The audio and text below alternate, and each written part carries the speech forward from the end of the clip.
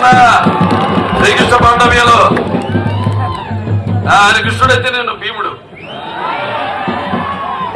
అంతే. నా కార్యాలు చూడడం నా సుఖం నా నిద్ర అలా కష్టపడుతున్నాం. సో అందరూ కూడా మీరంతా కూడా ఎన్నో ముందు ఆశలు పెట్టుకుని ఈ యొక్క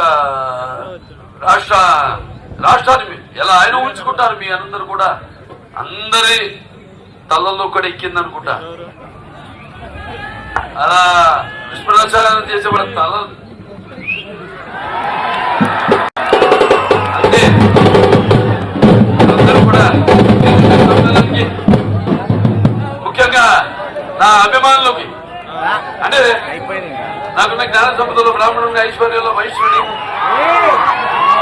మంచికి మాలని మంచి చైతన్యాన్ని మార్చని కష్టాన్ని నమ్ముకున్న కమ్మరిని కొమ్మరిని కంసాలిని రచుకుంటే నాయకురాముడిని కవిగిత గారనుకుని కల్మషోలని యాదవుని ఆపదలాదుకునే వెలబడి వ్యక్తిత్వం రాజుని అమ్మనం అనిపించే కమ్మని పౌరుషంలో రెడ్డిని భుజబలలో కాపుని అంటుంటా నేను.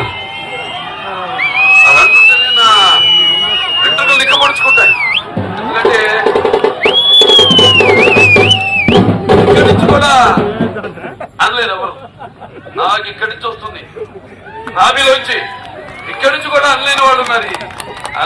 దీనిలో డైలాగ్ చెప్పట్లా. ఇది రామరాజు కొడుకునైనంత మాత్రం సినిమాల్లో కానీ రాజకీయాల్లో కానీ రాణించాలని లేదు. సో అందరి ప్రజలు అంటుండేవారు నాన్నగారు ఏదైతే అన్నారనే ప్రజలే దేవుళ్ళు సమాజమే దేవాలయం అందులో నేను ఖర్చుకుంటాను. అదే ధ్యాసతో నేను ముందుకెళ్తుంటా. కాబట్టే నేను ఇవాళ స్థాయి అని చెప్పను. ఆయన విగ్రహావిష్కరణలో స్థాయి గురించి ఎవరు మాట్లాడటానికి తప్పలేదు, అర్హత లేదు.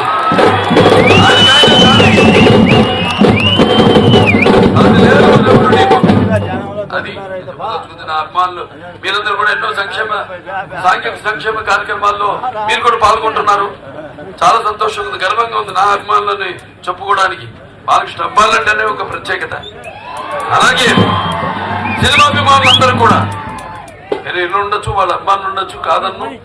కానీ నా సినిమాలు వరుసగా 4 హిట్లు. అఖండ అయితేనేమి, వీరసింహారెడ్డి అయితేనేమి, నెలకొండ భగవద్గీత అయితేనేమి, అఖండ అయితేనేమి, డాకు మహారాజు అయితేనేమి, రేపు రాబోతున్న అఖండ తాండవం అనుకోండి అయితేనేమి,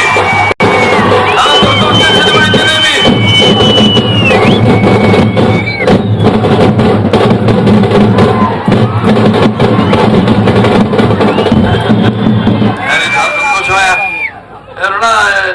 భావస్తురాన్ని జన్మాంతర సౌహృదాన్ని అంటాం. అంటే పోయిన జన్మలో ఏదో ఒక 10 మందితో పరిచయం ఉంటే ఈ జన్మలో ఒకళ్ళు ఇద్దరినో పొందగలుగుతాం.